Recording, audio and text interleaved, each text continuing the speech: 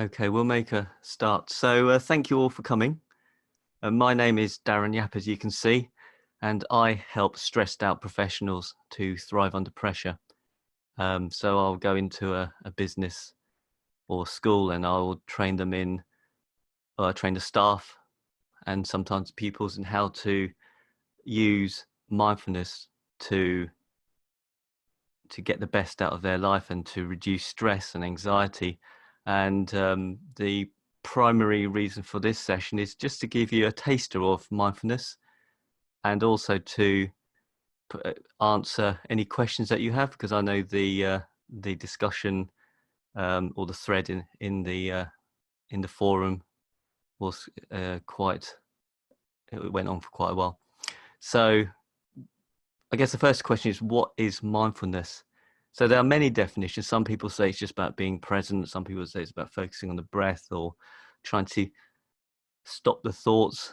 But one of the official definitions is to be in the present moment on purpose and without judgment. And those three things really, it is about choosing what you're going to focus on and to focus on that thing that's going on right now, and also not to judge it.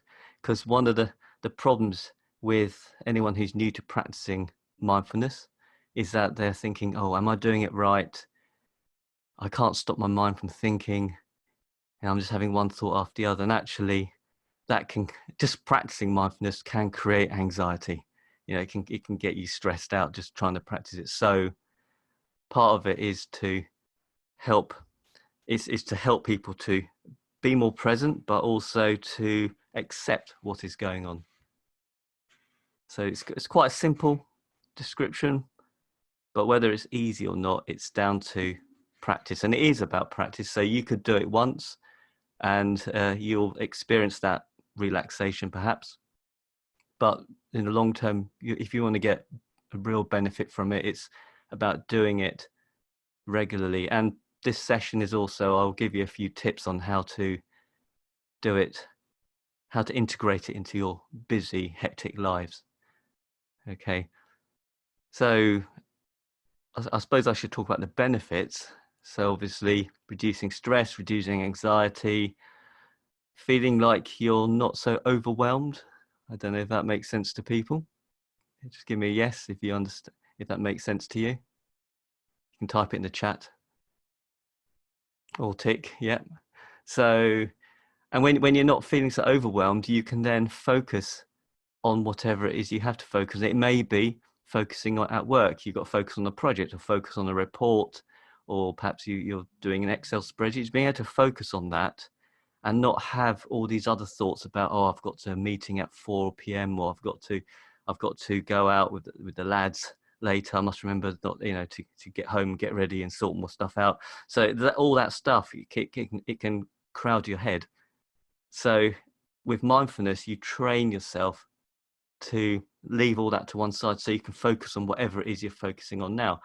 And often you may find that you're watching something on the TV or on YouTube, and next minute you realize you haven't actually been paying attention because you've been thinking about work or something like that, or you've been thinking about an argument you had with someone. So it's like, how can we get back from whatever it is that was going on in our head to focus on whatever is going on now?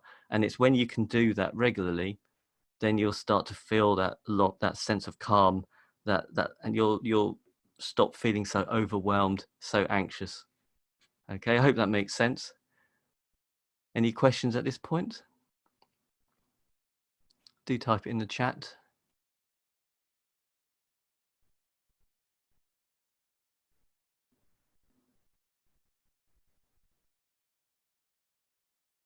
Okay, nothing, not a problem. So what we'll do now, I'll give you a chance to experience some basic mindfulness.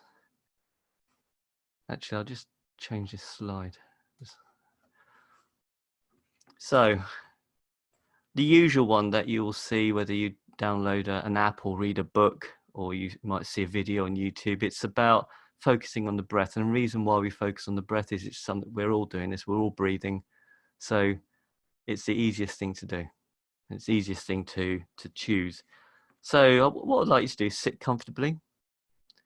And whatever that means to you, if you want to sit upright, you may have a vision of people sitting upright with their legs crossed and their back straight, and they may be sitting on a comfy meditation cushion. But for me, it's just, you can be sitting on your bed, you can be sitting on your couch, or I'm sitting at my desk on a chair. And it's just sitting in a way that means that you won't fall asleep or fall off your chair. Yeah. So that's all I care about, is as long as you're comfortable. So there's no pressure. You don't have to have your feet in a particular way or your hands in a particular way. Okay, and now I want you to close your eyes. And I want you to focus on the breath as it passes in and out through the nostrils. So we just notice that sensation of the air passing through the nostrils. It may be a tickling sensation. It may be a cool sensation. You may feel a warmth as the air comes out of the nostrils. You may feel pressure on the insides of the nostrils. And whatever that sensation is, we just notice it. We're not liking or disliking it. We're not judging it. We're just using the sensation as an anchor to keep us in the present moment. And if you have any thoughts, we gently leave them to one side. We can think about those thoughts at the end of the session, and we bring our attention back to the sensation of the air passing through the nostrils.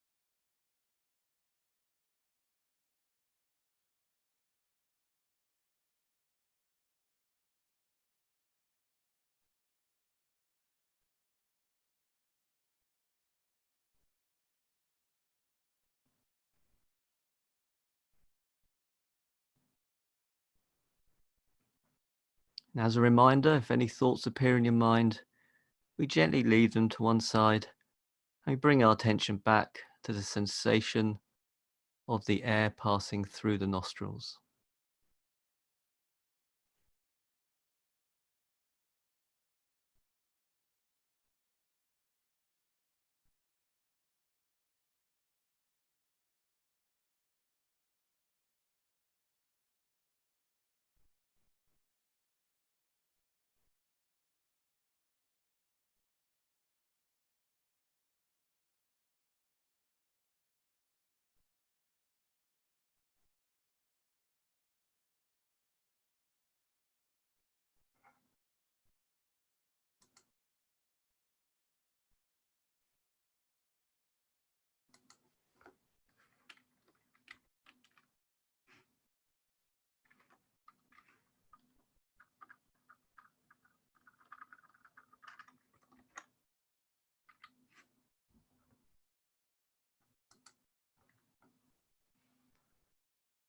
And when you're ready, slowly open your eyes, bringing your attention back into the room.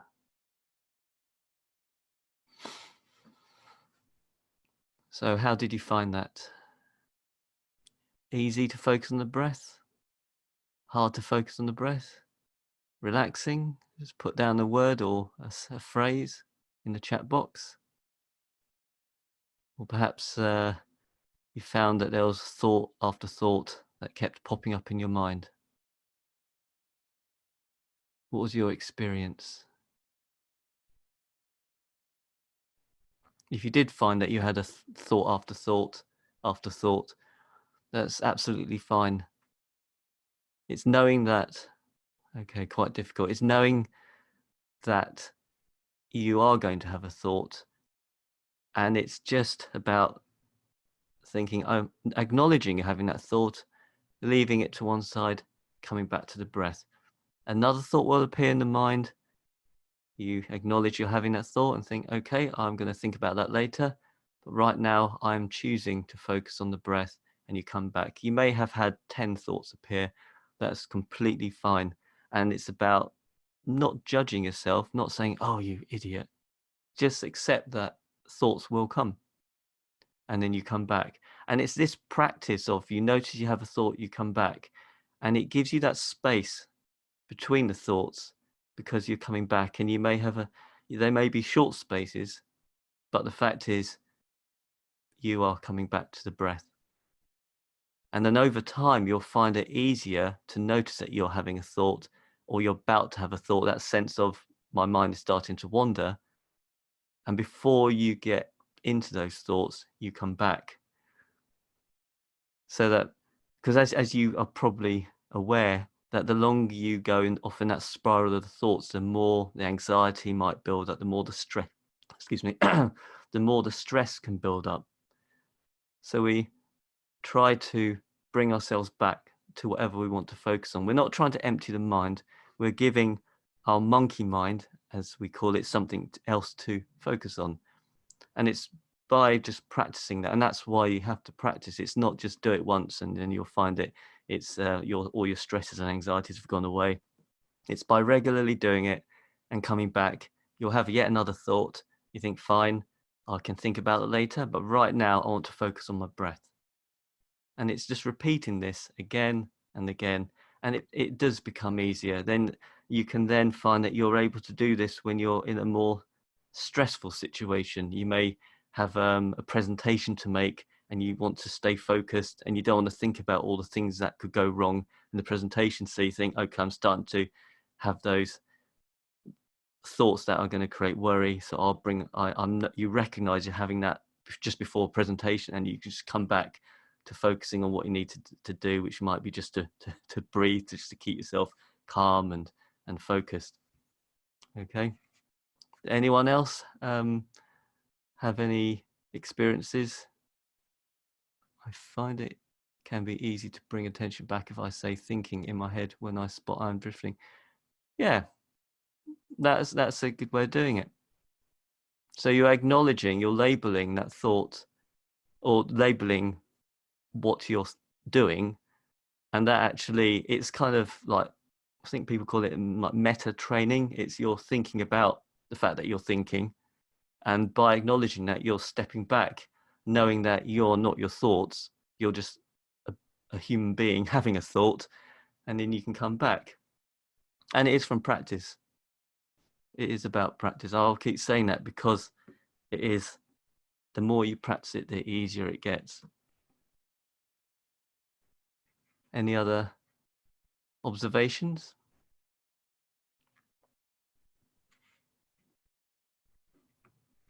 Okay. I think I'm easily distracted from what it is I'm trying to focus on. Yeah, that's fine.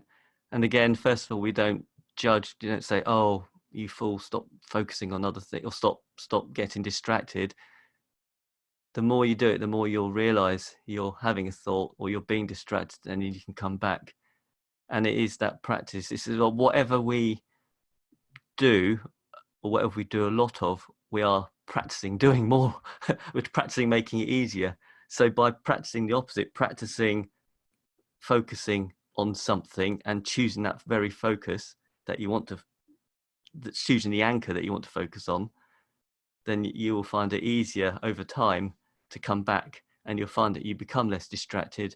You'll find that you can focus on that book or that report or whatever it is that you're doing right now, or even that TV program, or that person you're talking to. They may say something, and then at the moment you might find that if they say a particular thing, then you start to daydream about it. They might be talking about their holiday, and they may say beach, and then you're thinking about how you spent time on the beach and the last time and what it was like, and then you've missed everything that they said about the beach.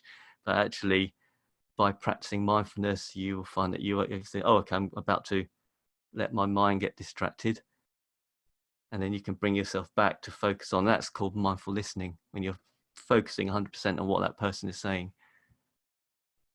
Okay, teaching the dog to sit. Yeah, it is. It is a bit like Pavlov's dog.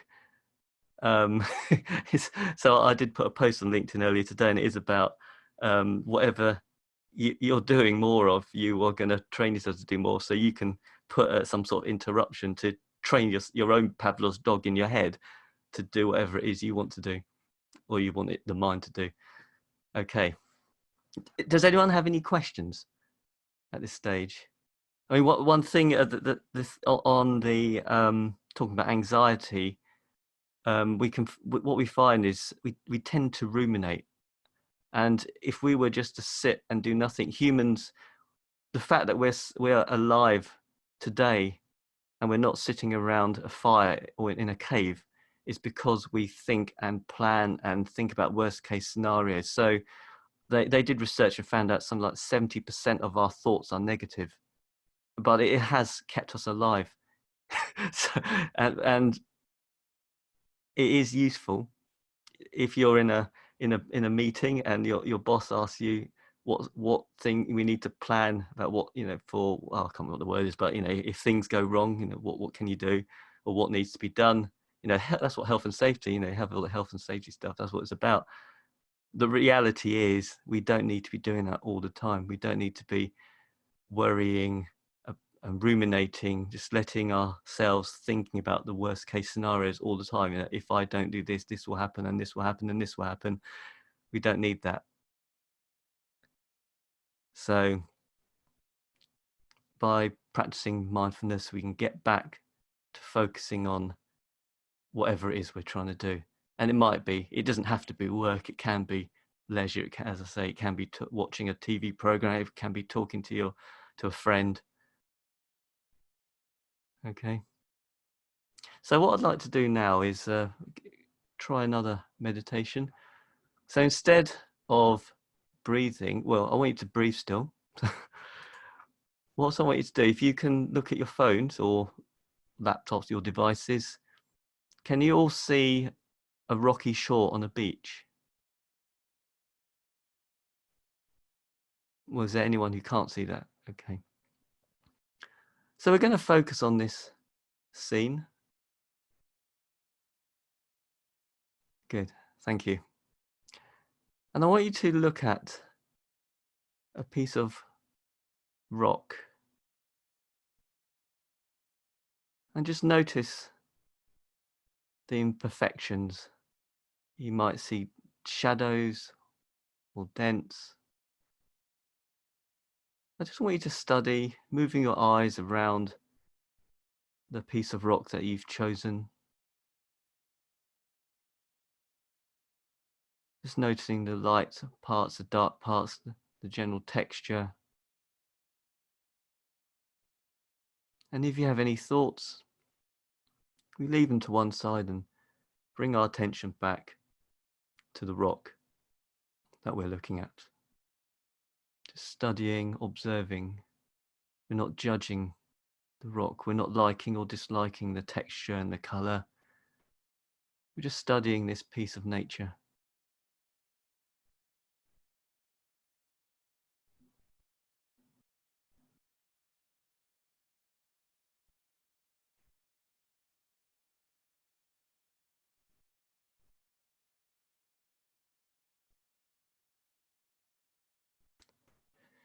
And then take your attention to another rock and just notice the natural shape, the light, the dark, the varying colors. And again, we're not liking or disliking it. We're not going to compare it to the previous rock. We're just going to observe, explore with our eyes, noticing the different textures.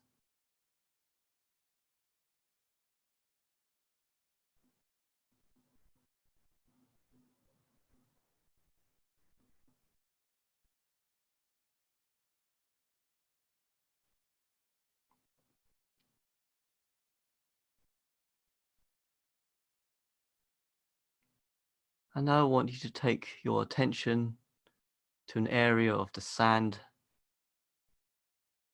just noticing the colors, the shadows,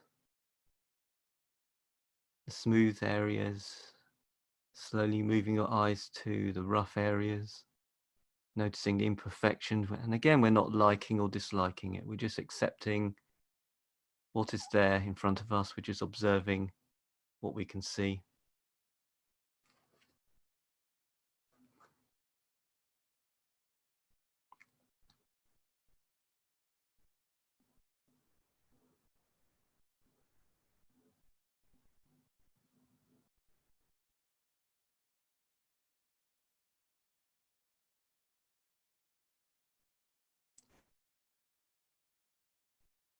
And now I want you to take your attention to the water. Just noticing the subtle tones, the shapes, different colors. And again, we're not judging what we see. We're just observing, using the water as the anchor for our attention.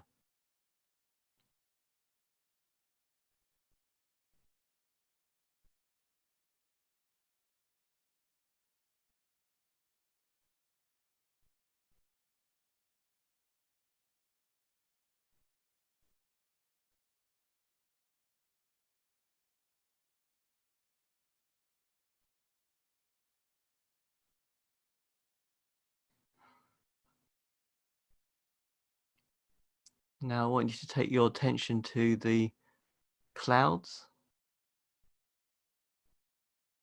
the sky, just looking at the colors, the blues and the reds and the very light blues. Again, we're just noticing, just studying the shapes, the textures and the colors. We're not liking or disliking that area of the photograph.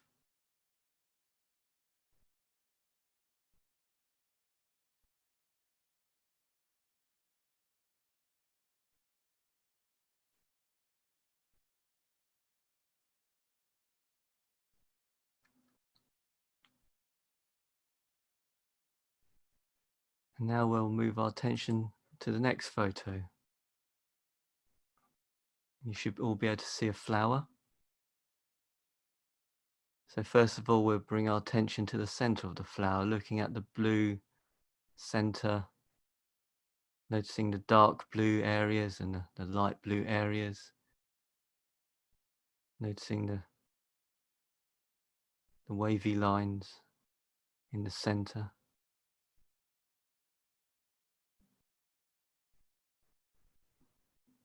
And then we'll take ourselves to the petals. So first of all, we'll look at how it changes from yellow to white. And we're not judging that. We're not liking or disliking that color.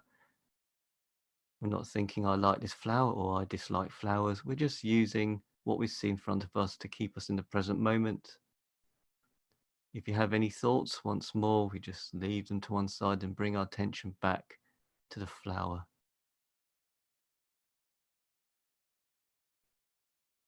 And then you can move your eyes to another petal, noticing the yellow as it goes into white.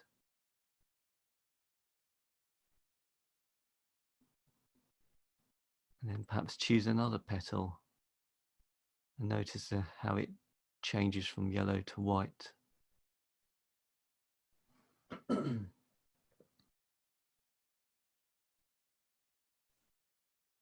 And now I want you to take your attention to the edge of one of the petals near the center of the flower and slowly trace your eye along the petal, the edge of the petal, moving your attention to the very tip of a petal.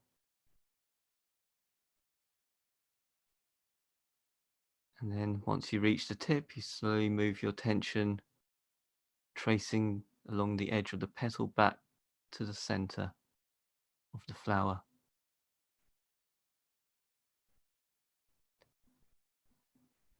And then pick another petal, repeating the same exercise, moving your eyes slowly from along the edge of a petal, from the center out to the tip and back in. And you may find that your eyes do it smoothly, or it may be in a jerky fashion.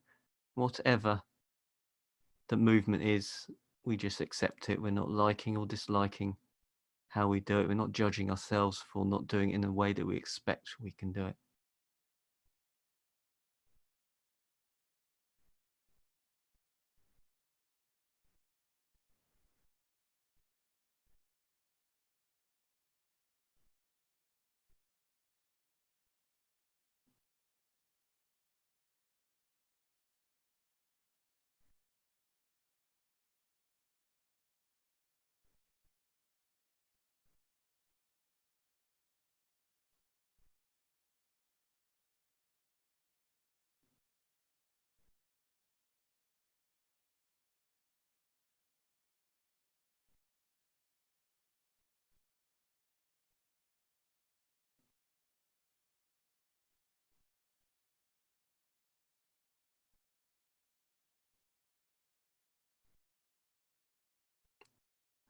Okay. So how did you all find that exercise? Easier than focusing on the breath? Harder? More enjoyable? Less enjoyable?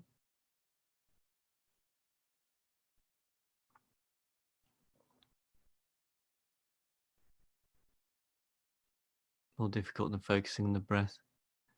So some people find that exercise more difficult. It worked better for you. So everyone will have their own choice of what's easier and what's more difficult. Preferred the breath one. And it's a case of choosing the exercise that works for you, because if you're doing something that you enjoy or you find easier, you're more likely to do it. So that's the first, or one of the tips is to try or to keep practicing the exercise that you prefer to do. And then perhaps in a month's time or even 6 months' time, try an exercise that you find or you found a bit more challenging, because it is about training and challenging the mind. So another tip that people find useful is just try 2 minutes a day. A lot of people say to sit and meditate for 20 minutes. A lot of famous people do practice mindfulness and they'll sit every morning for 20 minutes. But that might be too much for a lot of people who are new to mindfulness, with they've got a really busy mind, and actually it's easy just to think, right, I'm just going to do 2 minutes a day, because if you can do it for just 2 minutes a day, then you're more likely to get to instill that habit, and it becomes that thing that you do. For instance, you brush your teeth every day and you don't think, oh God, I've got to brush my teeth. You just get on and do it. So what we want to do is make mindfulness one of those things that you do every day, and you just don't think about whether you should do it or not do it, or you're trying to make an excuse not to bother doing it. You just get on and do it. And the final tip is, oh, what's that? Is it better to do it in silence to be? It's up to you, because if you find that if you live in a flat and it's really noisy, then you might want to drown out the noises initially. But if you do it in silence and you do notice noises, it's about accepting, about not judging those noises, about just going with it. I don't know if that answers your question. So I'll give you the final tip, and then we can decide if we want to continue. So the final tip is, although a lot of people do it in the morning, try doing it at different times of the day. Maybe go out at lunchtime, find a quiet spot, maybe even find a quiet spot in the corner of the office, or maybe just sit outside the office perhaps, or in your car, and just try meditating then. Or you can do it when you get home. You come home, make yourself a cup of tea and just sit for 2 minutes on your own, just focusing on the breath or whatever it is that you want to focus on. Or maybe even try it late after dinner. You've had your dinner after work, and then you focus on the breath or whatever it is that you want to to meditate on. And then the final thing, you can try doing it at night. Turn off the lights, and you might hear a ticking clock, or it might be completely quiet, or you might hear the sound of the central heating going, and you just focus on that, or focus on the breath. And you'll find I find that's a great way of getting off to sleep quickly. And especially if you wake up in the middle of the night, it's 4 a.m. You will probably want to pick up your phone and check it, but don't, because that'll just start your mind thinking. You know that if you just lie in the darkness, your mind's going to go off on one. So what you can do instead is use it as an opportunity to practice mindfulness again. So focusing on the breath, or focusing on some kind of sound. Or maybe even in the darkness with your eyes closed, you can see colors and whatever your eyes choose to, whatever signals your eyes choose to send you. Okay, so to summarize, mindfulness is about being in the present moment on purpose. So that bit means you're focusing on whatever it is that's going on. So it might be the breath, it might be looking around. Oh, did I drop out for everyone? Okay, well, what I'll do is when you'll be able to hear what you missed in the recording. So to summarize, being in the present moment on purpose. So that is focusing on what's going on right now and choosing to do so. So you don't let your mind just wander, and without judgment. So it's being in the present moment on purpose without judgment. So you don't criticize yourself, you don't judge yourself, you don't like or dislike what's going on around you, you're just noticing it, just observing it. So this session, it was supposed to be for 30 minutes. It's now 8:33. I'm happy to go on for another 15 minutes and we can do another exercise. If you want to, if any of you have to shoot off, then you're welcome to do so. But otherwise, we can do one more exercise. Okay, no one's disappeared, so thank you. We will continue. So the next exercise, with your eyes closed once more. In for a penny, for a pound. Yeah, we're going to midnight. So the next exercise, with your eyes closed, sitting comfortably, I want you to just use your ears to listen to the sounds around you. Perhaps you can hear the central heating. It's cold at the moment. I can hear my radiators clicking. I can hear the sound of the water just passing through the radiators. So we're not judging that sound. We're just noticing whatever sound we hear in the room we're in.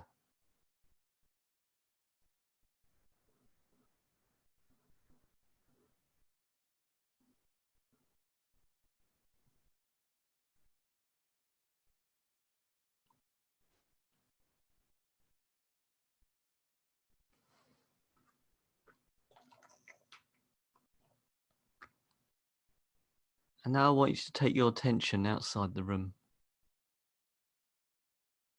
What can you hear? Perhaps you can hear the neighbours. If you live in a flat, you might be able to hear the neighbours. They might be playing music. You might be able to hear voices talking. We don't judge that sound. We just notice the noises outside the room. Just using those sounds to keep us in the present moment. And if you have any thoughts that appear in your mind, we leave them to one side and bring our attention back to the sounds that we hear. And we're not trying, if you do hear conversation, we're not trying to work out what they're saying, just using those vocal noises to keep us in the present moment.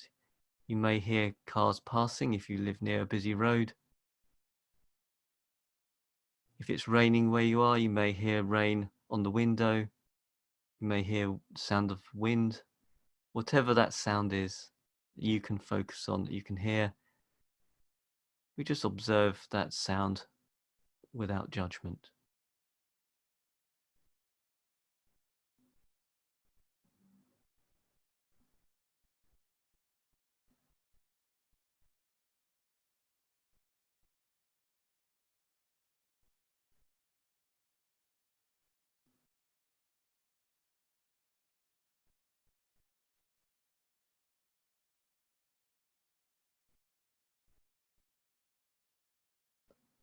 And now I want you to bring your attention back into the room once more, listening to the sounds inside the room, whether it's the central heating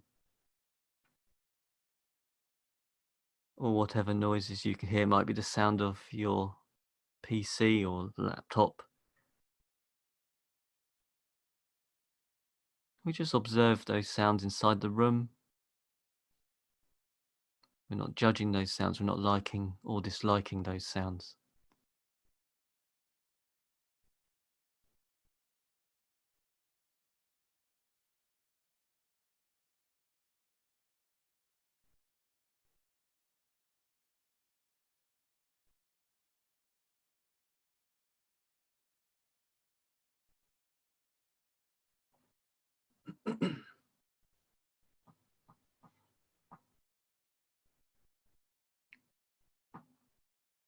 And when you're ready, slowly open your eyes, bringing your attention back into the room.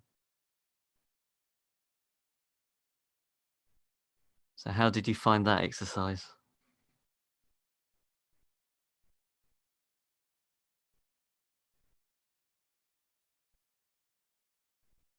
Harder, easier, different to about the same as the breathing one? Do you think it was a bit strange that you're not trying to listen to meditative sounds? Yes. When you're really present, you start to notice lots of things going on.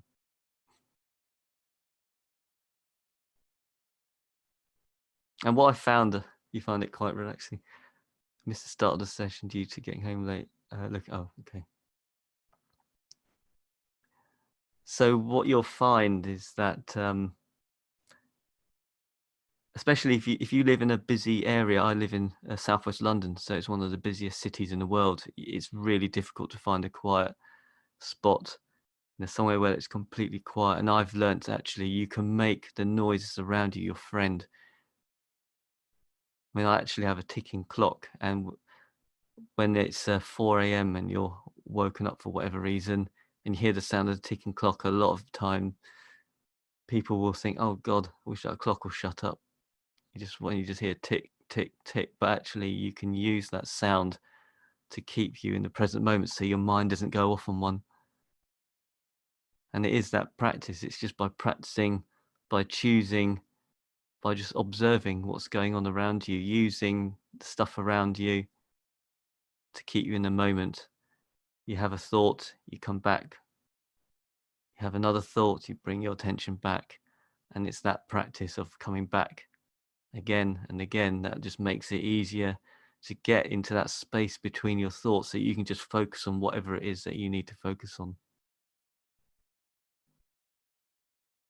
Okay. Does anyone have any final questions? Absolutely anything at all.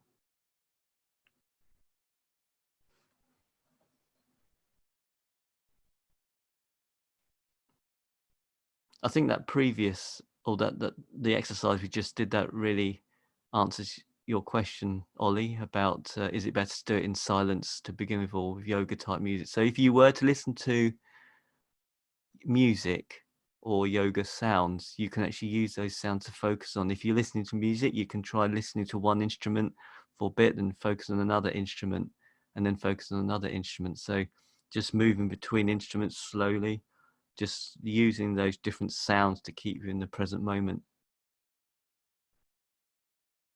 I didn't realize how busy my mind is. Yeah, our minds can be quite busy. Even the Dalai Lama, who meditates for hours every day, says that his mind is still busy. And I think he also said that if he could take a pill, if he could buy a pill to help him achieve enlightenment, he would do so. So it's not easy. It's a pleasure running it. So thank you all for coming. And are there any other questions before we finish?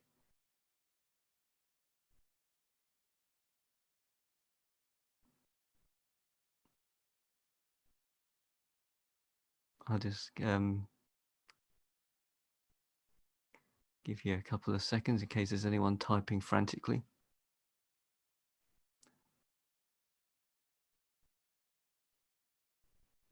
Okay. Well, thank you all for coming. It was a pleasure running this. And I will email you when the recording is available. The Zoom system will process it and then let me know when it's available. Okay, brilliant. Thank you. Bye-bye.